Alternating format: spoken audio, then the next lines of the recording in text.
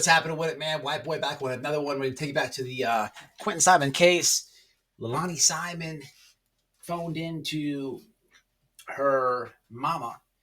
Y'all remember Billy Joe? You could see her hanging out on Cher's lives all the time. Voices behind my balls. Got buddy, got close with this one. However, this is pretty interesting phone call. I believe it's one of the first phone calls since after she got sentenced. And really interesting dynamics in this conversation. A lot to unpack here. It's a very long clip. So without further ado, it gives you a little insight on both of them.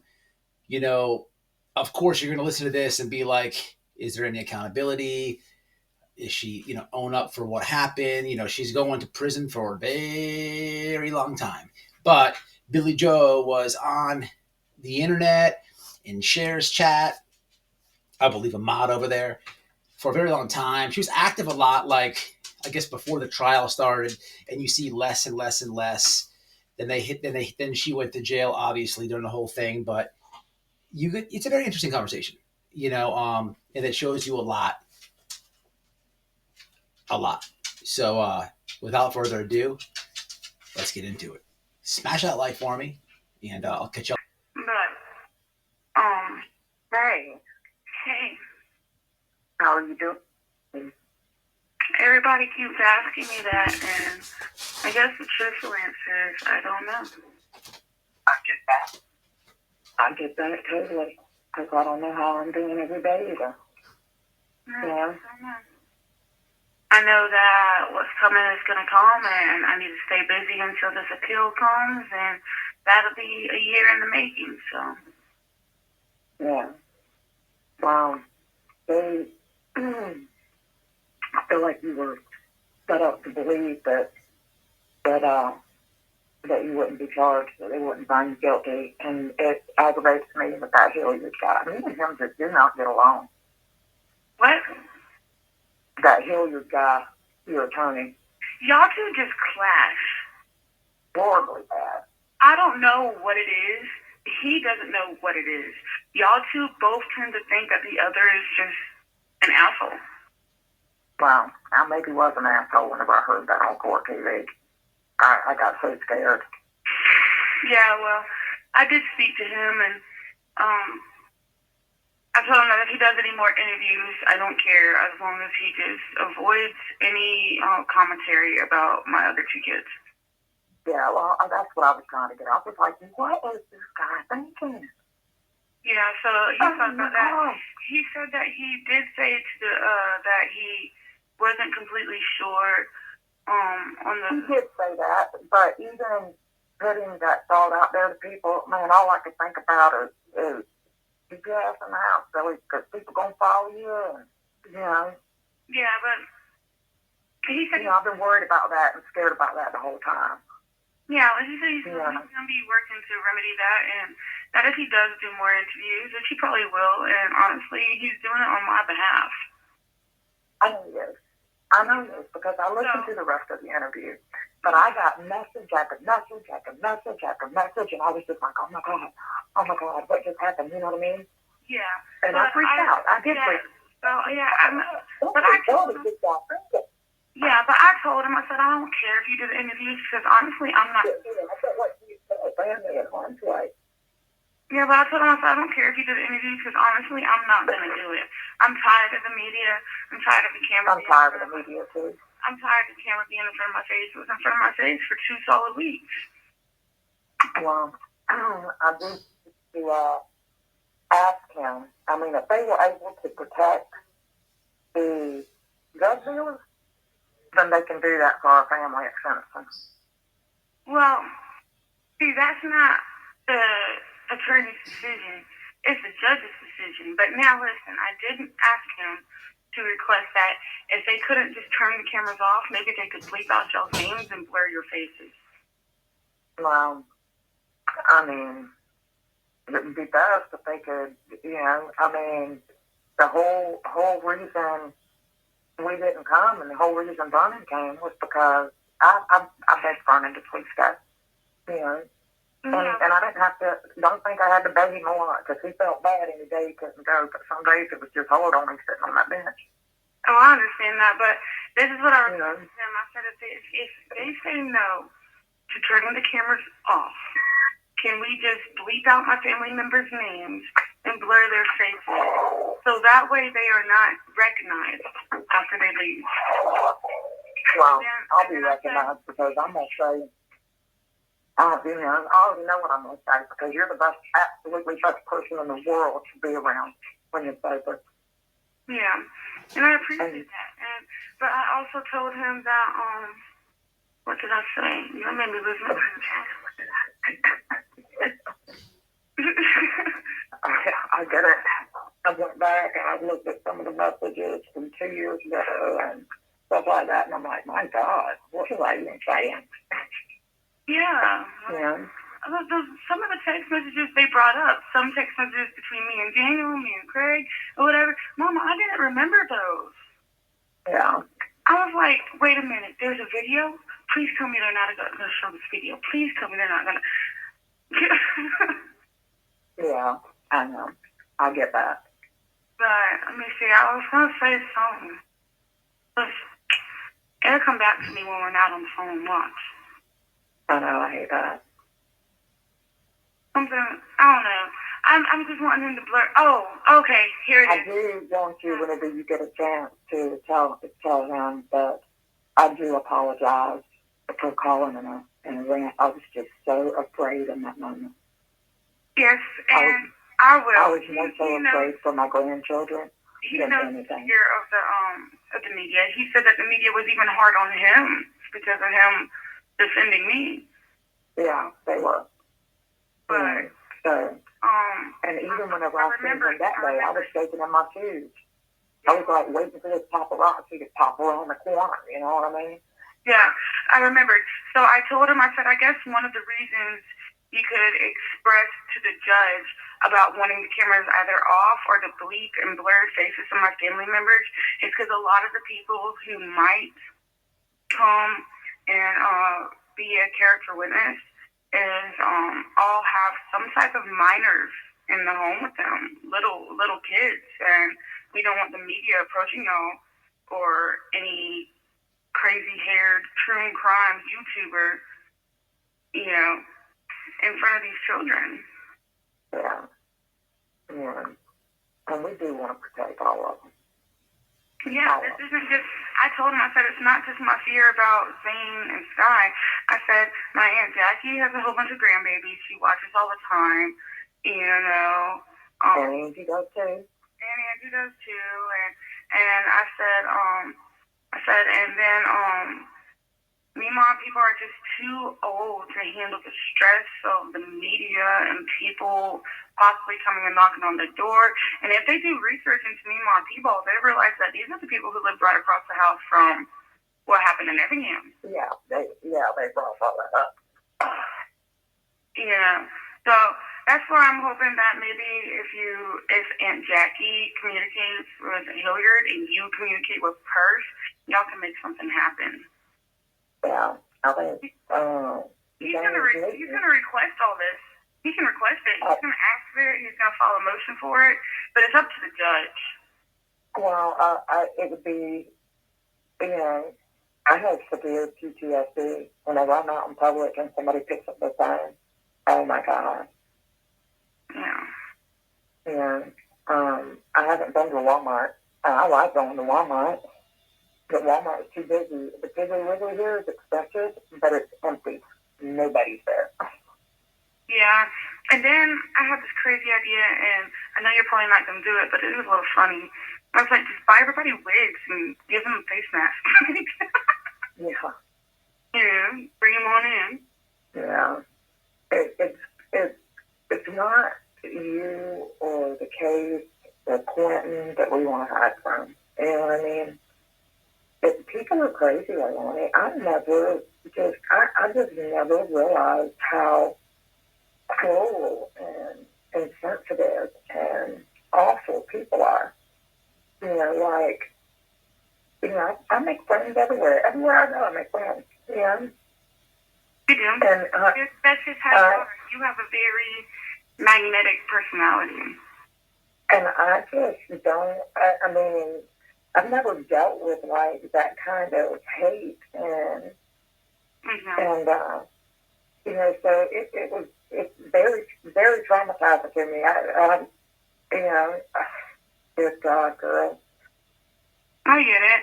And I mean, when he called me, you know, he said, do not take this lightly because I normally don't get personal in cases or whatever. And I'm almost directly quoting him, by the way. So he said, I do not normally get personal in cases. He said, but I truly believe that you're innocent.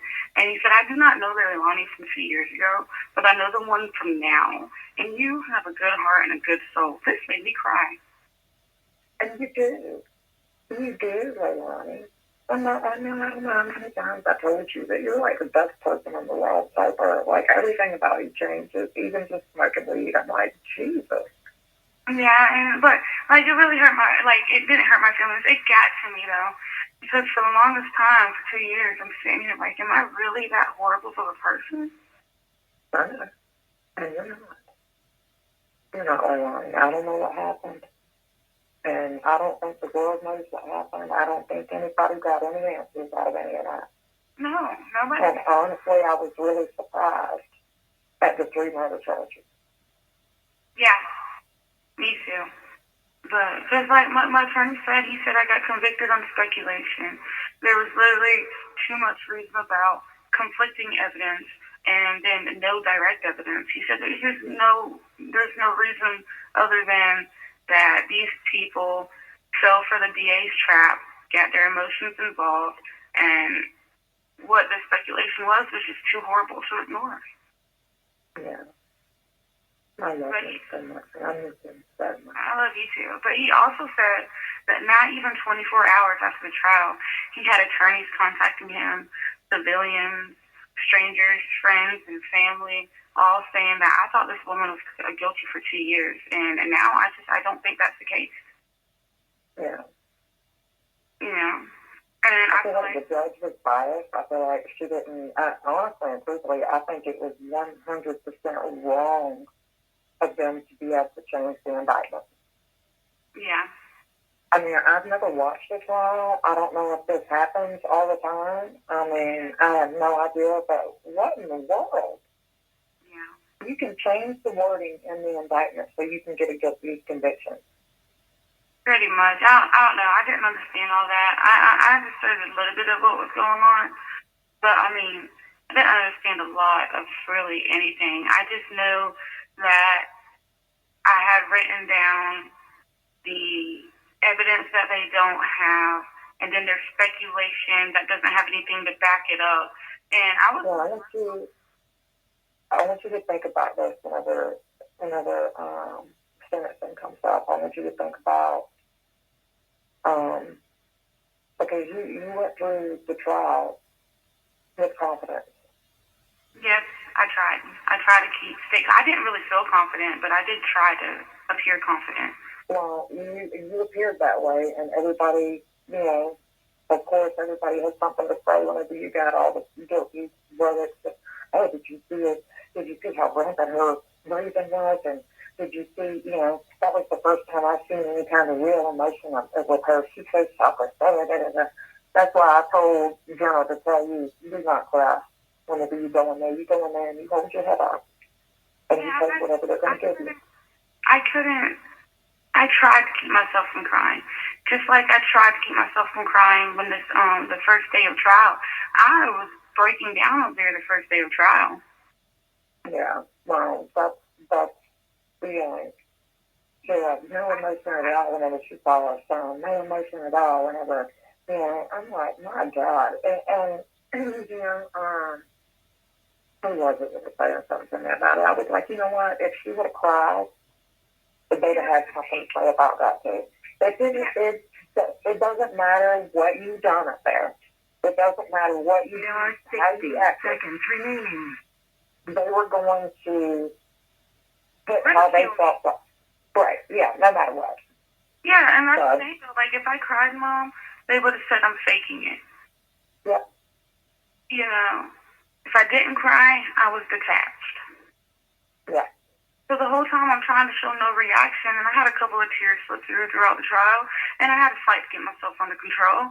At the beginning of trial, I was so overwhelmed I couldn't help it. And I know you come back, and the days you come back, you cry. I know that. But days I came back, I was devastated at stuff that I've seen. I was just overwhelmed with it. There are 15 seconds remaining. Can you call me back? I think so, yeah. Okay. Because we haven't talked enough. This is, I know. I'll call you back. So, I did call and try to talk to your counselor, but she never called me back. She had goodbye. Okay. Hey. I'll be honest with you, I was really surprised, and everybody was really surprised that I wasn't called on the witness stand. Well, see, I think you would have been if the judge didn't deem yours and my issues or struggles in our relationship inadmissible. And since you weren't at the house, I know it hurt my feelings that you said that you had to pick me up off the ground and ODing. No, that's not even what was said. So they left out the part where I said, I'm pretty sure that was a dream I had when I was a kid, but it stuck with me. When I first learned about drugs and overdosing and why you were, all that stuff. Yeah, I was at the end, and they cut it off. If you go back and look, they cut it off where I said and then it was just cut off. Okay. Well, I'm like, my God, I don't think Leilani's ever seen me in like a truly drug-induced freaking stupor. You know what I mean? But they cut that off, and I leaned over to my attorney. I said, they really just cut off where I said, and I'm pretty sure that was a dream, but it stuck with me. But yeah, that got on my nerves that they cut that off. I was like, seriously? Yeah. Well, I feel like they failed y'all whenever it comes to that, doing the hotel room.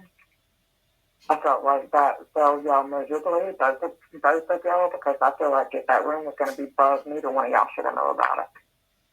Right, but I had to tell my attorney, I said, in that room when he was questioning me, I said, I decided to question him about 6 a.m. I didn't know anything about the 3 a.m. thing, Mom, until trial. I didn't know nothing about that. But the 6 a.m., that's what he told me when I called him. So, when he was questioning me, I started to question him about why he keeps telling me that he did see him, but then he turned around and originally told the police that he did, and then said that he wasn't sure, and he said that I was just trying to save my own ass.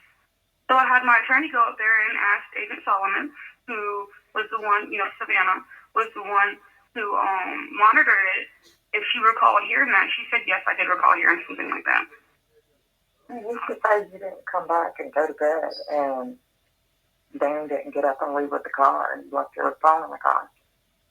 That is a possibility, and I even told my judge that. I think that was one of the speculations that I told the police, and they didn't show that interview either.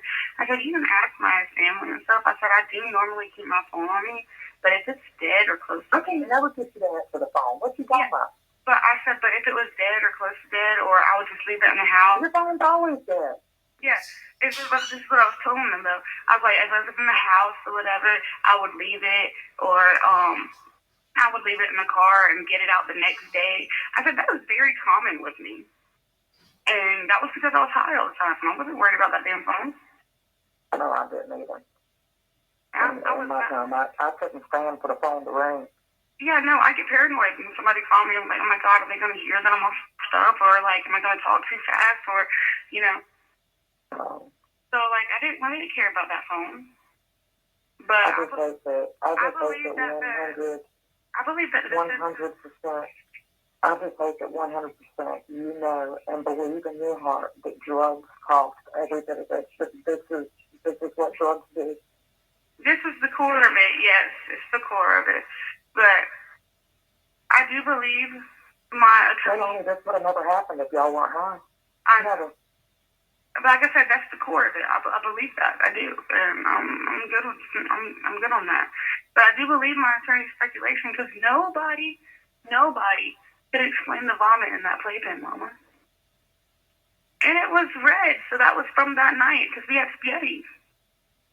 You know? But nobody could explain that. And then Daniel saying, apparently to the police in his initial interviews, that he had got up at 3 a.m., the sheep's guy, that he deliberately glanced inside the playpen and seen Quinton there. My attorney thinks that he realized something was wrong, stayed up until it was time to go to work, messaged the babysitter during his panic or whatever, and just put him in one of the residential trash cans on the way to work, which would have gone to the same exact place that they said they found him. I don't know, but I know I'm heartbroken over it. I'm heartbroken over it too. But finally having some type of faith. He didn't do any of that. No, he didn't.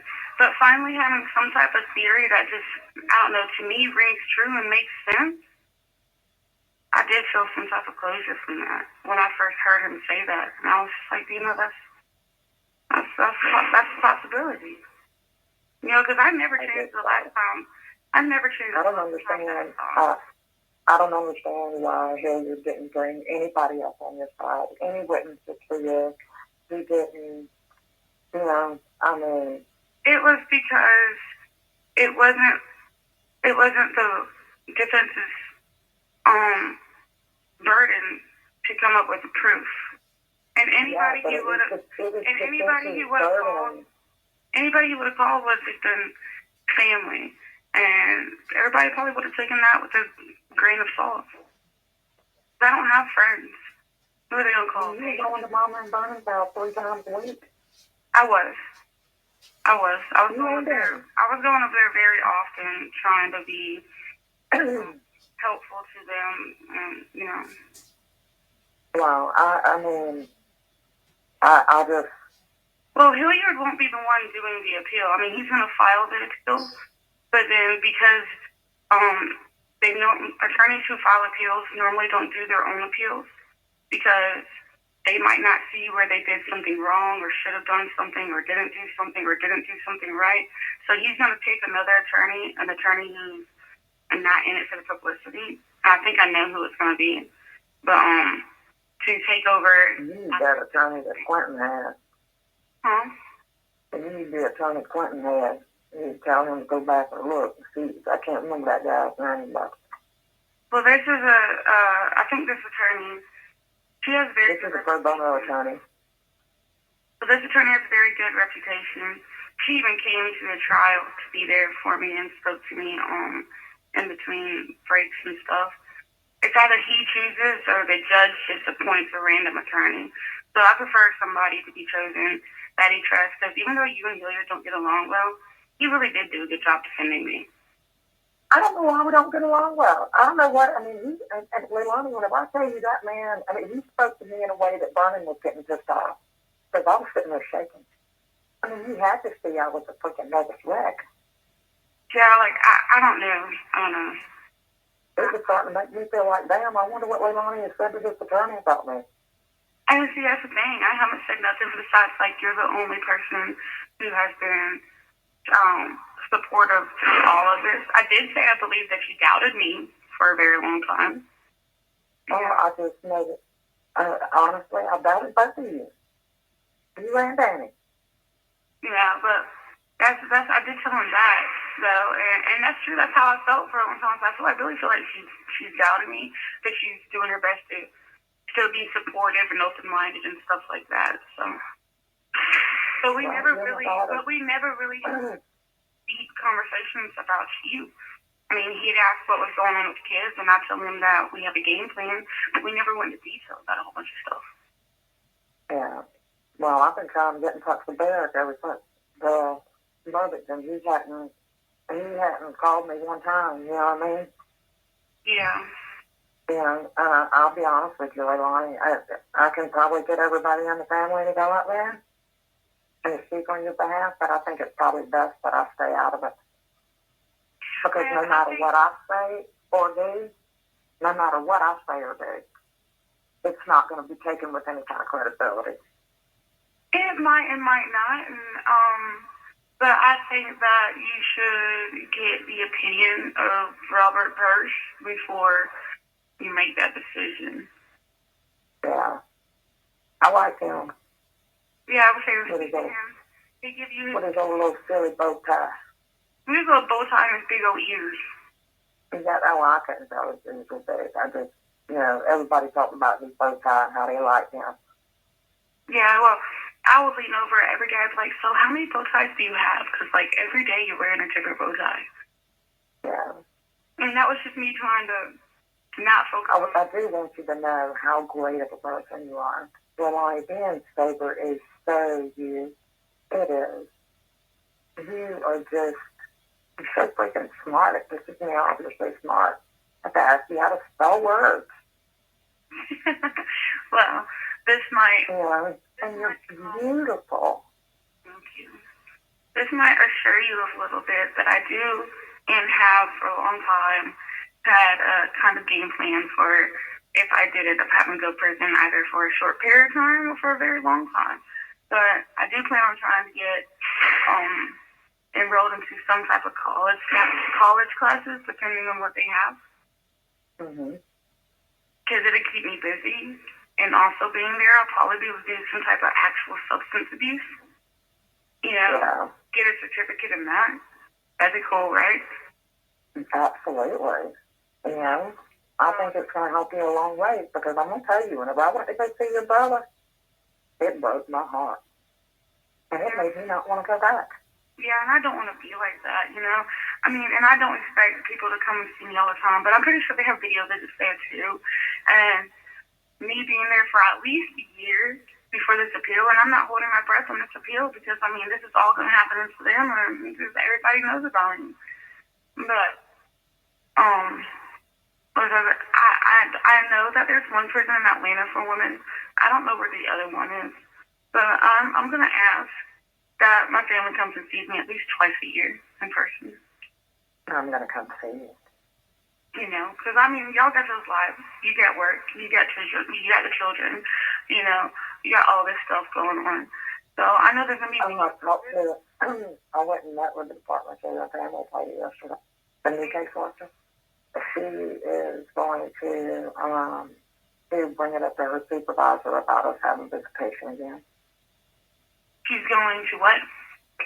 Bring it up to her supervisor about us getting visitation again, and we can probably do visitation with the kids right here at home. And that would be cool. What they do, just bring a supervisor with them, and then... The supervisor will bring the kids. Yeah, the supervisor bring the kids, and then the supervisor just kind of be like... somebody in the shadows, in the corner, just watching. Oh, well, I'll have her involved in everything. Why not? Yeah, but I'm saying that's probably going to be her initial role. Yeah. Yeah. But I also plan on... I think it'd be great if the kids would get to see their room, they'll get to see their house. This is their house. I guess it's up for me. Yeah. I was also thinking about getting an inmate job. There are 60 seconds remaining. I could talk to you all day. Tell them they owe me all day. I love you. I just wanted you to know that I do have goals to keep myself busy after I get transferred. Okay. Well, me and you are going to talk. I'll visit you on Friday, but you call me every day. I'll figure out a way. I'll get you some more money. Okay. Well, I should have enough on here to call you at least four more times. I can take some more on there. You got $140, right? After putting 10 on here and commissary coming out, I should be back down to about 89, 85, something like that. So if I put another $50 on there, you can put $50. There are 15 seconds remaining. All right. Well, I love you. I'll do that.